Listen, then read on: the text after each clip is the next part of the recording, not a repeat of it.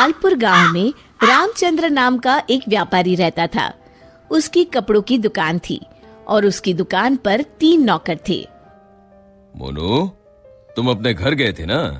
तुम्हारी बहन की शादी कैसी रही? बहुत अच्छे से हो गई मालिक। अगर आपने पैसों की मदद नहीं की होती तो पता नहीं क्या होता। ये तो सब ऊपर वाला करता है, मैं तो सिर्फ जरिया हूँ। रामचंद्र बहुत दयालु था और सबकी मदद किया करता था। मोनू भाई, सेठ जी कितने अच्छे हैं। मुझे भी माँ के इलाज के लिए कुछ पैसे चाहिए। मदद नहीं, बस एडवांस दिलवा दीजिए ना। अरे तुम खुद ही कह दो ना सेठ जी से, सेठ जी मना नहीं करेंगे। सबको इतनी आसानी से पैसे देते हैं? जरूर इस सेठ के पास बहुत ज्यादा पैसा है। अगर मैं कभी कुछ चुरा लूं तो इस सेठ को पता भी नहीं चलेगा और मैं माला माल हो जाऊंगा। एक दिन रामचंद्र जी को हाथ में चोट लग जाती है। उनका हाथ सूज जाता है तो वो अपनी हीरे की नई अंगूठी उतारकर दराज में रख देते हैं और भानु वो देख लेता है। अब तेरी किस्मत बदलने वाली है भानु बेटा। अगर ये हीरे की अंगूठी तेरे हाथ लग गई ना तो ये लहंगा चोली के चक्कर में नहीं पड़ना पड़ेगा। अपनी भी एक दुकान होगी, तू भी दिन भर सेठ की कुर्सी पर बैठा रहेगा, तेरे आगे पीछे नौकर चाकर घूमेंगे। सोचते सोचते भानु सपने देखने लगता है। उसे ये सब दिखाई देने लगता है। ओ भानु, क्या सोच रहा है? चल खाना खाने चलते हैं, सेठ जी भी आराम कर रहे हैं। तुम लोग जाओ यार, मेरा मन नहीं है। क्यों? तेरी तबीयत तो ठीक है ना? हाँ भाई, मेरी तबीयत एकदम दुरुस्त है, बस कुछ करने का मन नहीं है। चल ठीक है, हम खाना खा के आते हैं। जैसे ही लोग बाहर जाते हैं, भानु मौका देखकर अंगूठी निकाल लेता है।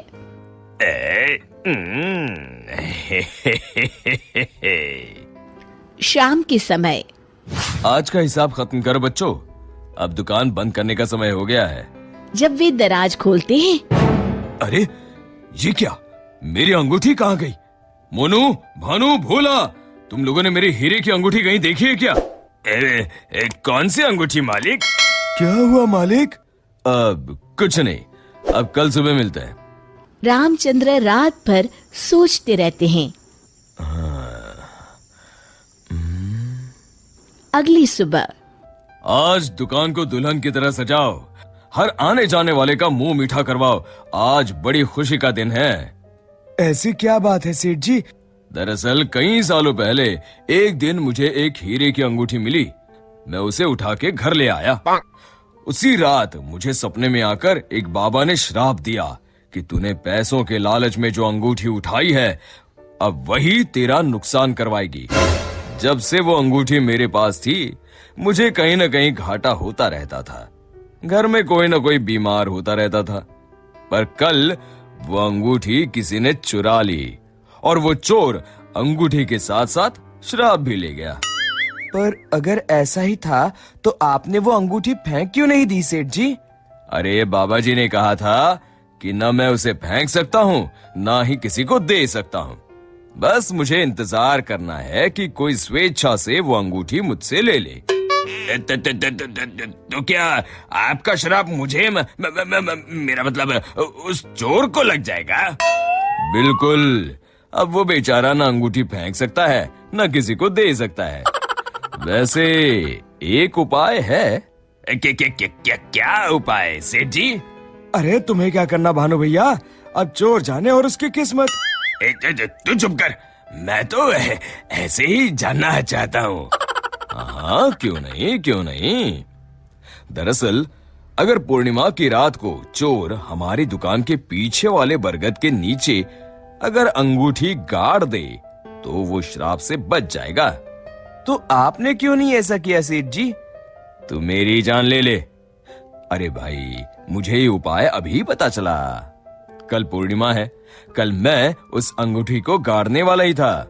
लो कर लो बात, अब तो चोर गया काम से। भानु पसीना पसीना हो जाता है। रामचंद्र अगली रात बरगद के पीछे छुपकर बैठ जाते हैं। तभी उन्हें एक परछाई आती हुई दिखती है। जैसे ही वो परछाई पेड़ के नजदीक आकर गड्ढा खोदने लगती है, रामचंद्र जी सामने आ जाते हैं।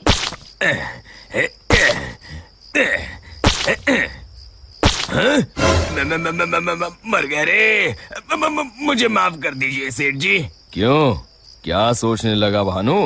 माफ कीजिए, मैं हाथ जोड़ता हूँ, आपके पैर पकड़ता हूँ, मुझे माफ कर दीजिए। मुझे इस शराब से मुक्ति चाहिए। ये क्या अगड़म बगड़म बोल रहा है?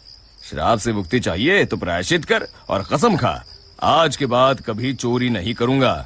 नहीं करूंगा मालिक। मुझे पुलिस को मत सौंपिएगा, चाहे नौकरी से निकाल दीजिए। मैं कल ही चुपचाप गांव छोड़ के चला जाऊंगा। मैं नया काम देख लूंगा और कभी चोरी नहीं करूंगा। वादा? वादा मालिक, वादा। अरे भाई, अगर तुम वफादारी की कसम खाओगे तो मैं तुम्हें काम छोड़कर कैसे जाने दे सकता हूँ। आप सच में महान है मालिक, आप सच में महान है। महान तो वो ऊपर वाला है। अब चलो काम पर लग जाओ। शिक्षा, अगर किसी को अपनी गलती का एहसास हो जाए तो उसे माफ कर देना चाहिए।